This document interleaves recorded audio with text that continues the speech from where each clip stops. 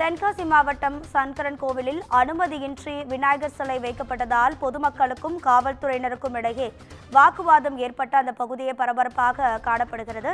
இது குறித்தான கூடுதல் தகவல்களை நமது செய்தியாளர் விமலவேலன் வழங்கிட கேட்கலாம். விமலவேலன், என்ன நடந்தது, முழு விவரம்?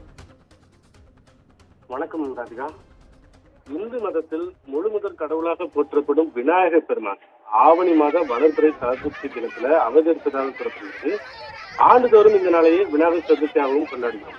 அவ்வகையில இன்று விநாயகர் சதுர்த்தி நாடு முழுவதும் கோலாகலமாக கொண்டாடப்பட்டு வருகிறது. இதையொட்டி கோயில்களில் விநாயகர் பெருமானுக்கு சிறப்பு அபிஷேக ஆராதனைகள் நடைபெற்று வருகின்றன. அது மட்டுமின்றி ஒவ்வொரு பகுதிகளிலும் சிறப்பு வழிபாடுகளில் அந்தந்த பகுதிகளைச் சேர்ந்த பக்தர்கள் திரளாக கலந்து கொண்டு விநாயகரை தரிசனம் செய்வது வழக்கம். அந்த வகையில தென்காசி மாவட்டம் சங்கரங்கோயில விநாயகர் சதுர்த்தி ஊர்வலத்திற்கு பல இடங்களில் விநாயகர் சிலை வைத்து கும்பிட கோட்டாட்சியரிடம் மனு அளிக்கப்பட்டது.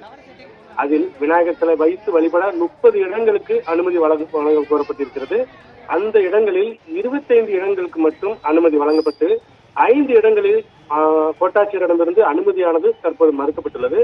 இந்த நிலையில விநாயகர் சதுர்த்தியை முன்னிட்டு வைக்கப்பட்ட விநாயகர் சிலைகளில் கோட்டாட்சியரின் அனுமதி மறுக்கப்பட்ட இடங்கள்ல உள்ள விநாயகர் சிலைகளை அகற்றுவதற்காக காவல்துறையினர் அந்தந்த பகுதிகளுக்கு வந்தனர்.